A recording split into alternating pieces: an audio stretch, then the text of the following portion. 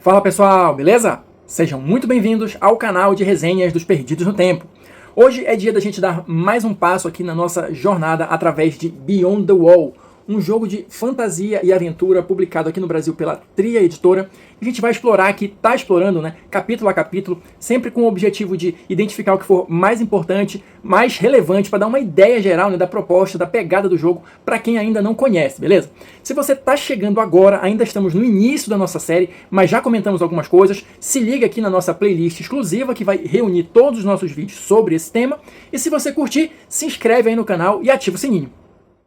Então vamos lá, pessoal, só para situar todo mundo rapidinho, ainda estamos aqui na primeira parte do livro, intitulada de Regras Básicas, que tem como objetivo apresentar alguns conceitos gerais sobre o jogo, que a gente já falou no primeiro vídeo, né, no vídeo passado, e também sobre como criar personagens e as regras, né, do jogo. Então hoje a gente vai dar uma olhada sobre justamente essa parte de criar personagens.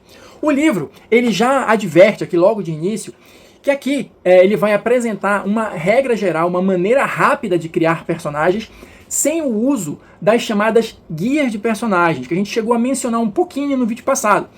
Como é que eu vejo essa diferenciação, tá? Até o presente momento? O Beyond the Wall, ele apresenta 3 classes básicas. Usando essas guias de personagens é que você vai conseguir fazer aquela diferenciação, dar aquela personalizada, né, entre no que um guerreiro é diferente do outro, do que um mago é diferente do outro, usando essas guias. Mas se você não quiser usar isso, pelo menos inicialmente, você quer só testar o jogo ali, fazer uma criação rápida de personagem, jogar uma one shot, o livro sugere que você use aqui essa criação rápida. Então aqui ele vai dar uma passada geral, né, sobre o que é importante na hora de criar um personagem, mas acredito eu que esses pontos, ou alguns deles, serão revisitados mais pra frente no livro, justamente quando a gente chegar na parte lá da guia de personagens. Então olha só, para a gente começar já a mergulhar aqui no conteúdo, a primeira coisa que ele vai fazer nessa criação rápida, né, vamos chamar assim, é justamente te dizer como é que você vai determinar os atributos, tá? A gente comentou já um pouquinho sobre atributos no vídeo anterior, são aqueles 6 atributos básicos, né, dos jogos de fantasia medieval de uma maneira geral. E aqui, como é que você vai fazer isso? Você vai jogar 4d6. O sistema aqui do Beyond the Wall, ele é baseado também em d6. Então, para determinar os atributos, você joga 4d6, ignora o pior resultado e soma os outros 3. E você repete esse procedimento 6 vezes, você vai ter 6 valores, né, um para cada atributo, e aí você escolhe onde colocar cada um desses valores. Simples assim. Na sequência, você vai ter aqui, olha, classe e tendência. As classes, eu comentei ainda há pouco, né, são 3, as básicas: guerreiro, mago e ladino. A gente vai dar uma olhada aqui nas regras específicas de cada uma delas daqui a pouco. Mas você escolhe a classe que você achar mais interessante de jogar, escolhe a sua tendência, que a gente comentou também um pouquinho no vídeo passado, né, bom, ou melhor dizendo, caos, ordem ou neutralidade. E aqui tem um detalhe que eu acho interessante só de mencionar, que até o presente momento, né, lembrando que eu não li o livro inteiro ainda, eu não vi nada relacionado com aquela questão que às vezes aparece em alguns jogos, dos pré-requisitos. Então, para você ser da classe tal, você precisa ter um valor mínimo no atributo X ou no atributo Y. Aqui, até onde eu li, não existe nada disso. Não existem esses pré-requisitos. Não interessa os números que você tirou no dado, se você quiser fazer a classe X, faça e seja feliz. Outro ponto aqui que o livro cita nessa criação de personagens é a escolha das perícias, tá? Aqui ele não dá uma lista exaustiva, ele dá só alguns exemplos, melhor dizendo, de perícias que você vai encontrar no livro provavelmente mais adiante, né? Mas ele coloca aqui, por exemplo, atletismo, cozinhar, furtividade, rastrear. Então um personagem começa inicialmente com 2 perícias. E qual é a função dessas perícias? Elas vão te conceder um bônus de mais 2 em testes relacionados, né? Claro, em testes onde aquela perícia faça sentido. O livro já deixa claro aqui que você pode escolher a mesma perícia 2 vezes. Aí você vai ter um bônus, ao invés de mais 2, mais 4. Então, se você quiser ser extremamente bom, né, pelo menos inicialmente, extremamente especializado, você pode escolher a mesma perícia 2 vezes para aumentar, para dobrar, né, o bônus que você vai ter nos testes relacionados ao uso da perícia, beleza? Na sequência, ele fala aqui também de idiomas, né? Eu acho que eu comentei isso aqui até no vídeo passado. O Beyond the Wall, ele não tem um cenário específico, então decida junto com o grupo se essa questão de vários idiomas é algo que é realmente relevante para o cenário ou para o tipo de história que vocês vão jogar, e caso seja, escolham, né, decidam também quais são os idiomas que estão disponíveis, né, para os personagens poderem escolher. Na sequência ele vai falar um pouquinho sobre equipamento, também de uma forma bem sucinta, bem direta. A gente está aqui numa regra de criação rápida, né, de personagens, então a sugestão que o livro dá é a seguinte: no equipamento, Cada personagem vai ter um equipamento básico gratuito, aquele famoso kit do aventureiro. Corda, mochila, sei lá, panela, o que você achar interessante e o que for necessário para que ele utilize as perícias que ele tem. Então, por exemplo, um ladino já começa gratuitamente com a questão do kit de ferramentas de ladrão, esse tipo de coisa. Então, dependendo da perícia que o personagem tenha, caso ela precise de algum tipo de equipamento, o recomendado é que ele já comece com esse equipamento de forma gratuita. Então, não tem compra de equipamento, não tem dinheiro inicial, como é que funciona isso? Tem, mas aí o detalhe é o seguinte, segundo o livro aqui, depois que você escolher esse equipamento básico gratuito, você joga 4d6 e isso vai ser a quantidade de moedas de prata que você tem. E essas moedas devem ser gastas exclusivamente, pelo menos da maneira como eu entendi, para você comprar armas e armaduras do personagem. Ou seja, ele começa com o equipamento básico todo gratuito e você vai sortear, né, jogar o seu dinheiro inicial para ver quanto você tem disponível para comprar especificamente armas e armaduras. Na sequência, o livro vai trazer aqui, né, uma página dedicada a cada uma das classes, trazendo as informações gerais aqui, tá? De novo, alguma coisa bem básica, começando aqui com uma descrição bem simples, bem padrão, vamos chamar assim, né? Aquilo que você já tem no seu imaginário sobre essas classes básicas de fantasia medieval, certamente está reproduzido aqui, tá? E ele vai trazer algumas estatísticas, algumas características do jogo, tá? Como, por exemplo, a questão dos dados de vida, dos bônus de iniciativa, né? Que a gente comentou também. Aqui a iniciativa sofre a influência também da classe, né? Cada classe tem um bônus aí. E algum tipo de restrição, mas aqui em relação a equipamento. Então, por exemplo, o guerreiro pode vestir qualquer tipo de armadura. Outras classes têm restrições, tá? O que eu achei mais diferente aqui são justamente, olha, as habilidades de classe. Aqui você vai ter aqui os poderes, né, vamos dizer assim, né, que cada uma das classes tem. Então, bem rapidinho, só para dar uma ideia geral para vocês. Do guerreiro, ele vai ter aqui especialização em arma, então existe uma arma na qual aquele guerreiro é melhor, então ele vai ter ali um bônus para acertar e um bônus de dano, né, com aquela arma específica. E ele vai ter aqui, olha, as chamadas táticas. O que é isso? Tática, é uma maneira que aquele guerreiro luta, e isso aí vai te dar algum bônusinho, algum diferencial em termos de sistema. E conforme o personagem vai subindo de nível, ele vai adquirindo novas táticas, tá? Ou, se ele quiser, assim como acontece com as perícias, ele pode, ao subir de nível, escolher a mesma tática. E aí ele vai dobrar o benefício que essa tática conceder. Só para vocês terem uma ideia, o livro traz aqui, olha, 1, 2, 3, 4, 5 táticas. Então, só para dar uma geral aqui. Especialista em arma, que é aquela que eu acabei de falar, né? Quando você consegue uma nova tática, você pode escolher uma outra arma ou continuar investindo na mesma. Aí você dobra os bônus. Ligeiro, você vai ter mais um de iniciativa. Lutador defensivo, mais um de CA. Grande golpe, mais um de dano com qualquer arma.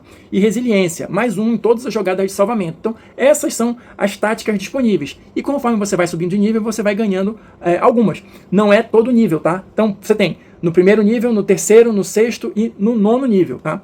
E no final você vai ter aqui a famosa tabela, né, de progressão aqui, com todos os reflexos, né, da subida de nível. Quantidade de XP, os saves, né, que eu disse, acho que no vídeo passado, que já estão todos aqui pré-determinados, o bônus de ataque básico, tudo isso já está aqui descrito na tabela de cada uma das classes.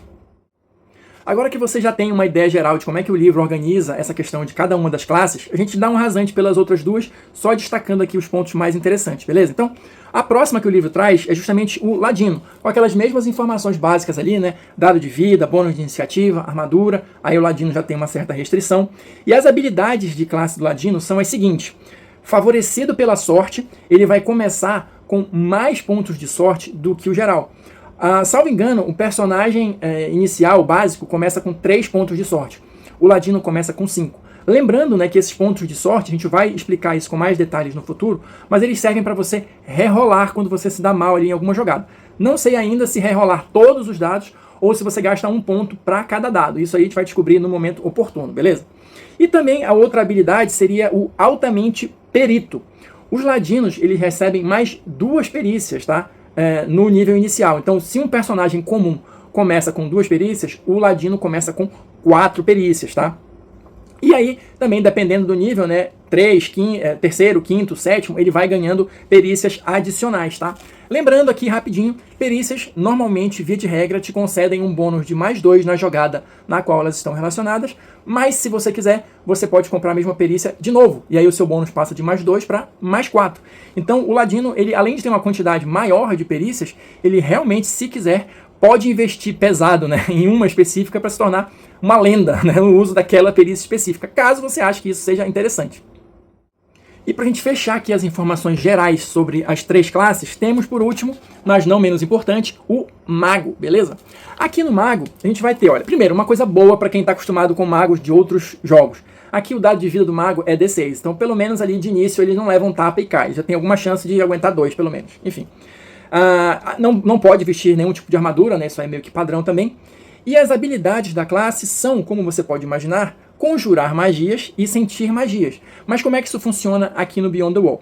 A conjuração de magia é mais simples, tá? Olha, o mago pode canalizar poder mágico de 3 formas diferentes: truques, feitiços e rituais. Então ele começa conhecendo 2 truques, 2 feitiços e 1 ritual. E aí ele remete para o capítulo futuro, onde a gente vai destrinchar isso aí.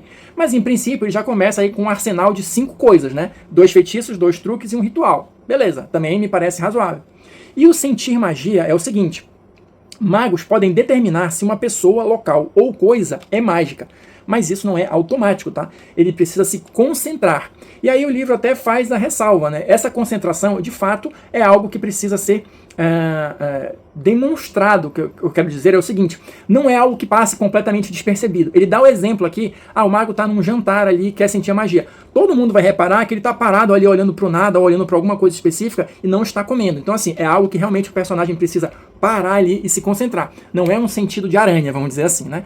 O livro faz a ressalva também, né, a critério do narrador, se a força mágica presente ali for realmente muito forte, aí ele poderia sentir automaticamente, mas no geral, né, ele precisa fazer esse esforço de concentração para perceber se tem magia presente naquela área, naquele objeto, naquela pessoa ou não. Avançando aqui no livro, a gente vai ter um tópico falando sobre moedas, né, dinheiro, né, e seus usos. Aqui em linhas bem gerais, porque também não tem nada muito complicado aqui, o livro explica que no cenário ou no Beyond the Wall, basicamente o que a gente vai tratar aqui, a pessoa comum, né, o aventureiro comum, as vilas e tal, é prata e cobre. E às vezes nem isso. Trocar mercadorias, né, fazer o escambo é algo realmente aceitável. Moedas de ouro é para realmente quem tem muito, muito dinheiro. É para pessoas ou cidades que estão num nível mais elevado. Aquela sua vilazinha básica, quando muito, vai ter moedas de prata, beleza? E aqui ele vai remeter também para a questão das armas e armaduras, né, que a gente comentou ainda agora, que é onde inicialmente o seu personagem vai gastar, né, o que ele tiver de dinheiro. E aqui ele faz a ressalva que, embora ele coloque aqui o preço, né, em moedas de prata, em moedas de cobre, tenha sempre em mente que isso pode... É só para dar uma ideia geral. Você pode ter conseguido esse equipamento, por exemplo, trocando alguma coisa, tá? Enfim, só para deixar isso claro. As armas, ele vai organizá-las de acordo com o dano que elas causam, tá? Então, armas que causam D4 de dano, D6 e D10. Então, ele vai ter uma listinha aqui bem básica, bem simples. Então, D4, adaga, uma clava, uma funda, né? O arco, o D6, um arco, um cajado, espada curta, enfim. Nada muito complicado para quem já está acostumado com isso. Mesma coisa a questão das armaduras, tá? Vai dividir aqui pela proteção que elas dão. Mais 2 de CA, mais 4, mais 6, enfim. Escudos também somam. E o único detalhe que ele coloca até esse momento é que, dependendo da armadura, você pode ter penalidades, tá?